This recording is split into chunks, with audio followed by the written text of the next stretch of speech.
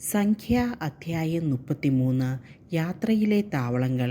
മോശെയുടെയും അഹ്റോൻ്റെയും നേതൃത്വത്തിൽ ഗണം ഗണമായി ഈജിപ്തിൽ നിന്ന് പുറപ്പെട്ട ഇസ്രായേൽ ജനത്തിൻ്റെ യാത്രയിലെ താവളങ്ങൾ ഇവയാണ്.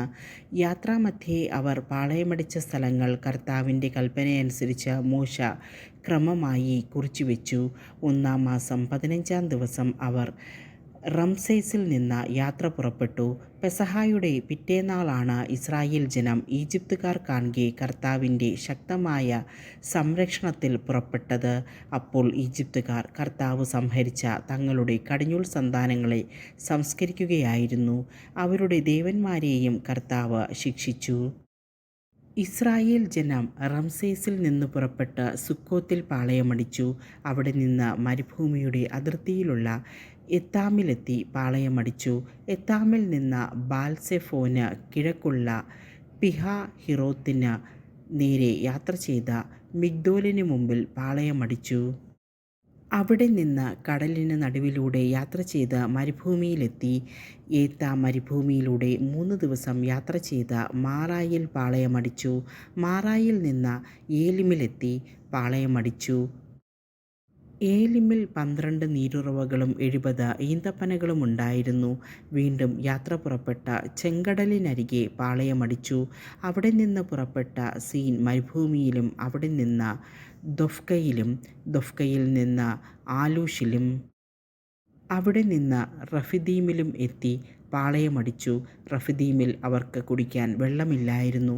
റഫിദീമിൽ നിന്ന് പുറപ്പെട്ട് സീനായ് മരുഭൂമിയിലും അവിടെ നിന്ന് കിബ്രോത്ത് ഹത്താവയിലും അവിടെ നിന്ന് ഹസേറോത്തിലും ഹസേറോത്തിൽ നിന്ന് റിത്മായിലും എത്തി പാളയമടിച്ചു.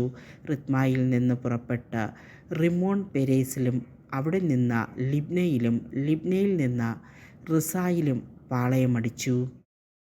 അവിടെ നിന്ന് കെഹേലാത്തായിൽ എത്തി പാളയമടിച്ചു.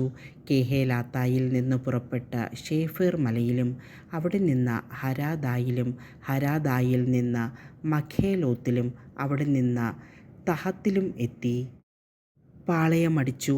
തഹത്തിൽ നിന്ന് പുറപ്പെട്ട തേരഹിലും പാളയമടിച്ചു. അവിടെ നിന്ന് മിത്കായിലും മിത്കായിൽ നിന്ന് ഹഷ്മോനായിലും അവിടെ നിന്ന് മൊസേറോത്തിലും എത്തി പാളയമടിച്ചു. മൊസേറോത്തിൽ നിന്ന് പുറപ്പെട്ട ബനേയാക്കാനിലും അവിടെ നിന്ന് ഹോർ ഹഗിദ് ഗാദിലും അവിടെ നിന്ന് യോത്ബാത്തായിലും യോത്ബാത്തായിൽ നിന്ന് അബ്രോനായിലും എത്തി പാളയമടിച്ചു. അബ്രോനായിൽ നിന്ന് പുറപ്പെട്ട് എസിയോൻ ഗേബറിലും അവിടെ നിന്ന് പുറപ്പെട്ട സീൻ മരുഭൂമിയിലും കാദേശിലും അവിടെ നിന്ന് ഏദോം ദേശത്തിൻ്റെ അതിർത്തിയിലുള്ള ഹോർ മലയിലുമെത്തി പാളയമടിച്ചു. പുരോഹിതനായ അഹ്റോൻ കർത്താവിൻ്റെ കൽപ്പനയനുസരിച്ച് ഹോർ മലയിൽ കയറി അവിടെ വെച്ച് മരിച്ചു. ഇത് ഇസ്രായേൽ ജനം ഈജിപ്തിൽ നിന്ന് പുറപ്പെട്ടതിൻ്റെ 40-ാം വർഷം 5-ാം മാസം 1-ാം ദിവസമായിരുന്നു. മരിക്കുമ്പോൾ അഹ്റോന് 123 വയസ്സുണ്ടായിരുന്നു. കാനാൻ ദേശത്ത് നെഗബിൽ പാർത്തിരുന്ന കാനാന്യനായ ആരാദ് രാജാവ് ഇസ്രായേൽ ജനം വരുന്നതറിഞ്ഞു. ഇസ്രായേല്യർ ഹോർമലയിൽ നിന്ന് പുറപ്പെട്ടു. സൽമോനായിലും അവിടെ നിന്ന് പൂനോനിയിലും അവിടെ നിന്ന് ഓബോത്തിലും ഓബോത്തിൽ നിന്ന് മൊവാബിൻ്റെ അതിർത്തിയിലുള്ള ഇയ്യെ അബാറിമിലും എത്തി പാളയമടിച്ചു. അവിടെ നിന്ന് പുറപ്പെട്ട ദീബോൻ ഗാദിലും അവിടെ നിന്ന് അൽമോൻ ദിബ്ലാത്തായിമിലും അവിടെ നിന്ന് അബാറിം മലകളിൽ നൊവോബിന് കിഴക്കുവശത്തും എത്തി പാളയമടിച്ചു. അവിടെ നിന്ന് പുറപ്പെട്ട് ജെറീക്കോയുടെ എതിർവശത്ത് ജോർദാനരികെയുള്ള മോവാബ് സമതലത്തിൽ പാളയമടിച്ചു. ആ പാളയം ബേത്ത് യെഷീമോത്ത് മുതൽ ആബേൽ ഷിത്തീം വരെ വ്യാപിച്ചിരുന്നു. ജെറീക്കോയുടെ എതിർവശത്ത് ജോർദാൻ തീരത്ത് മൊവാബ് സമതലത്തിൽ വെച്ച് കർത്താവ് മോശെയോട് അരുളിച്ചെയ്തു, ജോർദാൻ കടന്ന് കാനാൻ ദേശത്ത് പ്രവേശിക്കുമ്പോൾ തദ്ദേശവാസികളെ ഓടിച്ചു കളഞ്ഞ് അവരുടെ ശിലാവിഗ്രഹങ്ങളും ലോഹപ്രതിമകളും തകർക്കുകയും പൂജാഗിരികൾ നശിപ്പിക്കുകയും വേണമെന്ന് ഇസ്രായേൽ ജനത്തോട് പറയുക. നിങ്ങൾ ദേശം കൈവശമാക്കി വാസമുറപ്പിക്കണം. എന്തെന്നാൽ ആ ദേശം ഞാൻ നിങ്ങൾക്ക് അവകാശമായി തന്നിരിക്കുന്നു. നിങ്ങൾ ഗോത്രം ഗോത്രമായി നറുക്കിട്ട ദേശം അവകാശമാക്കണം. വലിയ ഗോത്രത്തിന് വലിയ അവകാശവും ചെറിയ ഗോത്രത്തിന് ചെറിയ അവകാശവും നൽകണം. കുറി എവിടെ വീഴുന്നുവോ അവിടമായിരിക്കും ഓരോരുത്തരുടെയും അവകാശം.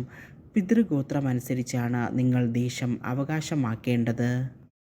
എന്നാൽ തദ്ദേശവാസികളെ ഓടിച്ചു കളയാതിരുന്നാൽ അവശേഷിക്കുന്നവർ കണ്ണിൽ മുള്ളുപോലെയും പാർശ്വത്തിൽ മുൾച്ചെടി പോലെയും നിങ്ങളെ ഉപദ്രവിക്കും.